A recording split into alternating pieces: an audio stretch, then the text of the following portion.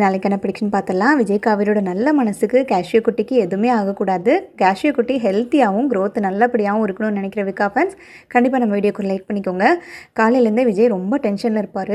குழந்தைக்கு எதுவுமே ஆகிடக்கூடாது, நல்லபடியாக க்ரோத் இருக்கணும். டாக்டர் போன வாட்டியே சொல்லியிருக்காங்க, சிக்கன் பாக்ஸ் வந்ததுனால ஏதாவது காம்ப்ளிகேஷன் ஆகிறதுக்கு வாய்ப்பு இருக்குது. அது வந்து நெக்ஸ்ட் ஸ்கேனில் தான் தெரியும். 5th மந்த் ஸ்கேன் எடுக்கும்போது தான் க்ரோத் எப்படி இருக்குது, ஏதாவது காம்ப்ளிகேஷன் இருக்கா, இல்லை மதருக்கு ஏதாவது பாதிப்பாகுங்கிறது எல்லாமே சொல்ல முடியும் அப்படின்ற மாதிரி சொன்னதுவே யோசிச்சு ரொம்ப பயந்துட்டுருப்பார். என்னானாலும் சரி, காவேரிக்கும் குழந்தைக்கு எதுவுமே ஆயிடக்கூடாது கடவுளே, இப்போ தான் வந்து நாங்கள் நிம்மதியாக இருக்க ஆரம்பிக்கிறோம். எனக்கு லைஃப்பில் வந்துட்டு எல்லா சந்தோஷத்தையுமே நீ முழுசாக கொடுத்தது கிடையாது. ஒரு விதத்தில் சந்தோஷமானாலும் அதே சமயத்தில் வந்துட்டு ஏதாவது ஒரு சோகத்தை கொடுத்து அந்த சந்தோஷத்தை வந்து நீ எடுத்துருவீங்க. என் வாழ்க்கையில் நான் எவ்வளவோ இழந்திருக்கேன். அப்பா அம்மாவும் இல்லாமல் எத்தனையோ தடவை வந்துட்டு அனாதையாக கஷ்டப்பட்டு கடைசியில் நான் லவ் பண்ண பொண்ணு வெண்ணிலாவும் கிடைக்காம, அதுக்கப்புறமா வந்துட்டு காவேரின்ற ஒரு தேவதை வந்து எங்கள் வாழ்க்கையில் கொடுத்துருக்கீங்க. காவேரி வந்து நிரந்தரமாக இருக்கணும். எக்காரணத்தை கொண்டு என்னையும் வந்து என் காவேரிக்கும் எந்த விதமான பிரச்சனையும் வந்துடக்கூடாது. நாங்கள் 2 பேரும் பிரிஞ்சிடக்கூடாது. எங்களால் உருவான எங்களோட பொக்கிஷம் வந்து நல்லபடியாக பிறந்து இந்த பூமிக்கு வந்து நல்லபடியாக வாழணும். இது மட்டும்தான் என்னோடய ஆசையாக இருக்குது. இப்போ வந்து சொத்தோ பத்தோ பணமோ எதை பற்றியும் எனக்கு ஆசை கிடையாது அப்படின்ன மாதிரி ரொம்ப உருகி பயந்துட்டுருப்பார். அந்த டைமில் பார்த்தீங்கன்னா காவேரி வந்து, என்னங்க நீங்கள் ரொம்ப டென்ஷனாகவே இருக்கீங்க, எதையோ யோசிச்சுக்கிட்டே இருக்கீங்க, டாக்டர் வேறு இன்றைக்கி வர சொல்லியிருக்காருல, எப்போ கிளம்பலான்ட்டு இருக்கீங்க? நீங்கள் எப்போவுமே வந்துட்டு டாக்டர்கிட்ட போகிறதுனா ரொம்ப ஆர்வமாக வந்து எப்போ போகலாம் சீக்கிரமாக கிளம்புன்னு சொல்லிக்கிட்டு இருப்பீங்க. பட் இன்றைக்கி என்னமோ வந்து ரொம்ப ஸ்லோவாக இருக்கீங்க. டாக்டர்கிட்ட போகிறத பற்றி பேசவும் மாட்டேங்கிறீங்க, நினைக்கவும் மாட்டேங்கிறீங்க. இன்றைக்கி போகிறோமா இல்லையா விஜய் சொல்லுங்கள் அப்படின்ற மாதிரி கேட்க, ஐயோ காவேரி இன்றைக்கி கிளம்பணும், கண்டிப்பாக போய் அந்த ஸ்கேன் எடுத்தே ஆகணும். ஆல்ரெடி வந்துட்டு 2-3 டேஸ் லேட் ஆகிடுச்சு. போன வாட்டியே டாக்டர் சொன்னாங்க, ஸ்கேன் எடுக்கும்போது மட்டும் டேஸை டிலே பண்ணிடவே கூடாது. ஸோ குழந்தையோட க்ரோத் வந்துட்டு கரெக்டான டேஸ்க்கு கரெக்டான விஷயமா தெரியாது அப்படின்ற மாதிரி சொன்னாங்க. ஸோ இன்றைக்கி கண்டிப்பாக போயிடலாம் அப்படின்ற மாதிரி சொல்ல, உடனே சாரதா டக்குன்னு வருவாங்க. என்ன தம்பி டாக்டர்கிட்ட போகிறத பற்றி பேசிகிட்டு இருக்கீங்க, எதுக்காக அப்படின்ற மாதிரி கேட்க, இல்லைத்த காவேரிக்கு வந்து ஸ்கேனுக்கு வர சொல்லியிருக்காங்க டாக்டர். இன்றைக்கி தான் போய் ஸ்கேன் எடுக்கணும். குழந்தை எப்படி வளருது, நல்லபடியாக இருக்கா, ஆரோக்கியமாக இருக்காங்கிறத தெரிஞ்சுக்கிறதுக்காக எடுக்கிற ஸ்கேனு அப்படின்ற மாதிரி சொல்ல, தம்பி நானும் வரட்டுமா அங்கே கூட ஹாஸ்பிட்டலுக்கு? ஏன்னா காவேரி மாதமானதுலேருந்து ஒரு டைம் கூட நான் அவளை ஹாஸ்பிட்டலுக்கு கூட்டிகிட்டு போகல. குழந்தை எப்படி இருக்கும், எப்படி டாக்டர் என்னெல்லாம் சொல்லுவாங்கன்னு தெரிஞ்சுக்கிறதுக்கு எனக்கும் ரொம்ப ஆசையாக இருக்குது. நானும் வரட்டுமா அப்படின்ற மாதிரி கேட்க, என்னத்தை இதெல்லாம் வரட்டுமா நீங்கள் பர்மிஷன் கேட்டுட்ருக்கீங்க, தாராளமாக வாங்க. அம்மா நான் ஏற்கனவே உன்னையும் கூட்டிகிட்டு போகலான்னு தான்மா யோசிச்சுட்ருக்கேன். நீ இது அக்கா கூட போவ இல்லை அக்கா கூட இருக்கணுன்றதுக்காக தான் நான் உன்னை கேட்காம இருந்தேன். நீ எங்கள் கூட வாமா, ஒன்றும் பிரச்சனை இல்லை அப்படின்ற மாதிரி சொல்லிட்டு 3 பேரும் கிளம்பிட்டுருப்பாங்க. அந்த டைம்லேயே பார்த்தீங்கன்னா விஜய் வந்து பித்து பிடிச்ச மாதிரி அங்கேயும் இங்கேயும் நின்றுட்டே இருப்பார். சாரதா உடனே போய் காவேரி கிட்டே கேட்பாங்க, என்னடி ஆச்சு விஜய்க்கு, ஒரு மாதிரி ரொம்ப டென்ஷனாகவே இருக்கார், அவரோட மூஞ்சே சரியில்லை, ஒரு மாதிரி வாடி போயிருக்கு, உனக்கும் அவருக்கும் ஏதாவது பிரச்சனையாடி, ஏதாவது வாயடிச்சியா நீ அவர்கிட்ட போய் அப்படின்ற மாதிரி கேட்க, அட ஏமா நீ வேறு, என்னை எப்போ பார்த்தாலும் நீ இப்படி தான் நினச்சிக்கிட்டு இருப்பியா? நான்லாம் அப்படி கிடையவே கிடையாது, முன்ன மாதிரிலாம் இல்லை, நான் சண்டையே போடுறது இல்லை விஜய் கூட. சரி, அவங்க தாத்தா பாட்டி கூட பேசாமல் இருக்குது ஏதாவது வருத்தத்தில் இருக்காரான்னு கேளேண்டி, பாவம் அதெல்லாம் தப்பு தானே. அவரும் வந்துட்டு அவர் குடும்பத்தை பிரிஞ்சிருக்கும் போது எவ்வளோ வருத்தப்படுவார், அந்த வலி வேதனையெல்லாம் எனக்கும் புரியும்டி அப்படின்ற மாதிரி கேட்க, சாச்சா அப்படிலாம் இல்லைம்மா, அதெல்லாம் இருந்தால் கண்டிப்பாக அவரே ஓப்பனாக சொல்லுவார். பட் அவர் ஏதோ ஒரு விஷயத்த வந்துட்டு ரொம்ப ஆழமாக யோசிச்சுட்ருக்காருன்னு தெரியுது, என்னங்கிறது தெரியல. ஒரு வேளை பசுபதி நினச்சி பயப்படுறாரா, இல்லை என்ன பிரச்சனைன்றது எனக்கு புரியலம்மா, பார்ப்போம், அவரே எப்படினாலும் சொல்லுவார். சரி நீ கிளம்புமா, ஹாஸ்பிட்டலுக்கு போகிறதுக்கு லேட் ஆயிடுச்சு அப்படின்ற மாதிரி சொல்லிட்டு 3 பேரும் கிளம்பி ஹாஸ்பிட்டலுக்கு போயிடுவாங்க. உள்ளே போனதுமே வந்துட்டு ரொம்ப வேர்க்க ஆரம்பிச்சிடும் விஜய்க்கு.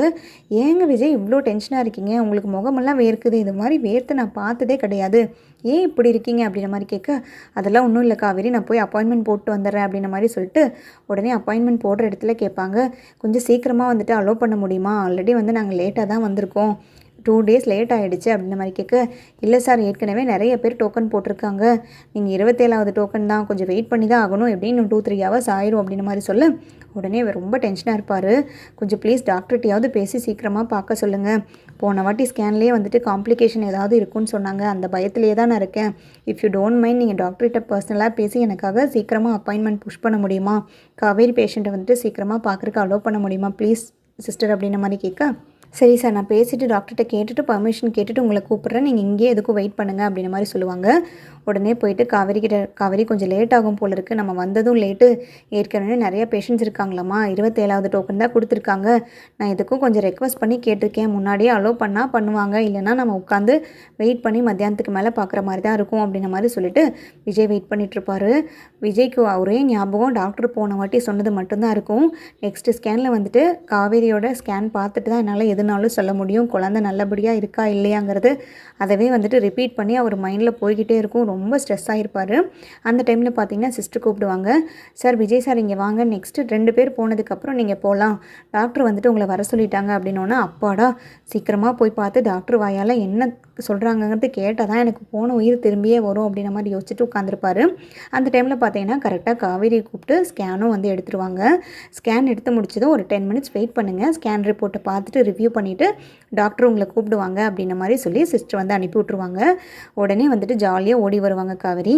அப்பாடா ஒவ்வொரு டைமும் ஸ்கேன் கொடுக்க வரும்போது எனக்கு ஒரு மாதிரி ரொம்ப டென்ஷனாக இருக்குங்க, பட் ஸ்கேன் கொடுத்ததுக்கப்புறம் ஜாலியாக ஆயிரும் அப்படின்ற மாதிரி சொல்ல, அதுக்கேண்டி நீ இப்படி குதிக்கிற, கொஞ்சம் குதிக்காமல் நில்லை காவேரி அப்படின்ன மாதிரி சாரதா சொல்ல, ஏன் விஜய் நான் இவ்வளோ ஜாலி மூடில் இருக்கேன், வெளியில் வந்தாலே எனக்கு ஒரு மாதிரி குஷி ஆயிடுது, நீங்கள் ஏன் வந்துட்டு இப்படி மூஞ்சை தூக்கி வச்சிட்ருக்கீங்க, எப்போவுமே வந்து நீங்கள் தான் டயர்டு இல்லாமல் ஜாலியாக இருப்பீங்க, செம்ம வைபோடு இருப்பீங்க, நான் வந்து ஒரு நோஞ்சானாட்டம் இருப்பேன், எப்போ பார்த்தாலும் என்னை திட்டிகிட்டு இருப்பீங்க, வைபே இல்லாமல் இருக்க, நீ வந்து ஒரு சோம்பேறின்னு சொல்லுவீங்க, இப்போ என்னமோ நீங்கள் டொய்யின்னு இருக்கீங்க, நான் பார்த்தீங்களா ஜாலியாக இருக்கேன் அப்படின்ற மாதிரி சொல்லிட்டு இருக்கேன். கரெக்டாக விஜய் மட்டும் டாக்டர் கூப்பிட்டுவாங்க, காவேரியோட ஹஸ்பண்டை மட்டும் வர சொல்லுங்கள் அப்படின்ற மாதிரி டாக்டர் கூப்பிட்டு விஜய் கிட்டே பேசுவாங்க. என்ன விஜய் எப்படி இருக்கீங்க, காவேரி நல்லா பார்த்துக்கிறீங்களா, எந்த பிரச்சனையும் இல்லையா அப்படின்ற மாதிரி கேட்க, அதெல்லாம் எந்த பிரச்சனையும் இல்லை டாக்டர், நான் நல்லபடியாக டேக் கேர் பண்ணிக்கிறேன், இப்போ எந்த இஷ்யூஸும் இல்லை, நல்லா போயிட்டுருக்கு டாக்டர், குழந்தை எப்படி இருக்குது, குழந்தை எப்படி இருக்குங்கிறத நீங்கள் உங்கள் வாயில் சொல்கிறதுக்காக தான் நான் ரொம்ப வெயிட் பண்ணிகிட்ருக்கேன், ப்ளீஸ் எந்த மாதிரி நெகட்டிவாகவும் சொல்லிடாதீங்க, எனக்கு என் குழந்தையும் என் ஒய்ஃபும் தான் ரொம்ப முக்கியம், அவங்க 2 பேர்த்துக்காக தான் நான் வாழ்ந்துகிட்டே இருக்கேன், என் லைஃப்பில் எல்லாத்தையுமே விட்டு அவங்களுக்கு 2 பேர்த்துக்காக மட்டும் நான் இப்போ உயிரோடு இருக்கேன், ப்ளீஸ் நீங்கள் என்னங்கிறது சீக்கிரமாக சொல்லுங்கள் அப்படின்ற மாதிரி கேட்க, ஐயோ விஜய் நீங்கள் இவ்வளோ டென்ஷன் ஆகாதீங்க, ப்ளீஸ் கொஞ்சம் ரிலாக்ஸாக இருங்க, குழந்தைக்கு ஒன்றுமே கிடையாது, குழந்தை கம்ப்ளீட்லி ஆல்ரைட்டாக இருக்குது, காவேரியும் வந்துட்டு நல்லா க்ரோத்தாக நல்லபடியாக இருக்காங்க, ஹெல்த்தியாக இருக்காங்க, காவேரிக்கும் எந்த காம்ப்ளிகேஷன்ஸும் இல்லை, குழந்தைக்கும் எந்த காம்ப்ளிகேஷன்ஸும் இல்லை, சிக்கன் பாக்ஸோட காம்ப்ளிகேஷன் இருக்குமான்றது பார்த்தேன், பட் எதுவுமே கிடையாது, குழந்தை கம்ப்ளீட்லி ஆல்ரைட் நல்ல க்ரோத்தில் இருக்காங்க, இந்த வாரத்துக்கான க்ரோத்து நல்லாவே இருக்குது, அதே மாதிரி காவேரியும் ஹெல்த்தியாக இருக்காங்க, எந்த விதமான பிரச்சனையும் இல்லை, ஸோ தாயும் பிள்ளையும் நல்லாவே இருக்காங்க, நீங்கள் நினச்சி பயப்படவே வேண்டாம் அப்படின்ற மாதிரி சொல்ல, தேங்க்யூ ஸோ மச் டாக்டர், உங்கள் வாயிலிருந்து இதை கேட்குறதுக்காக தான் இவ்வளோ நாளுமா நான் வெயிட் பண்ணிகிட்டு இருந்தேன், ஒவ்வொரு நாளும் வந்துட்டு நினச்சி பயந்துகிட்டே இருந்தேன், இதை காவேரிக்கிட்டேயும் சொல்ல முடியாமல் யார்கிட்டையும் சொல்ல முடியாமல் எனக்குள்ளேயே போட்டு நான் ரொம்ப பயந்துட்டு இருந்தேன், தேங்க்யூ ஸோ மச் டாக்டர், இப்போ தான் எனக்கு போன உயிர் திரும்பியே வந்த மாதிரி இருக்குது, நான் உடனே காவேரியை கூப்பிட்டுமா அப்படின்ற மாதிரி கேட்க, காவேரியை கூப்பிடுங்க, அவங்க வீட்டில் இருக்கவங்களையும் வந்திருக்காங்கன்னு நினைக்கிறேன், அவங்களே கூப்பிடுங்க சொல்லிடுறேன்ட்டு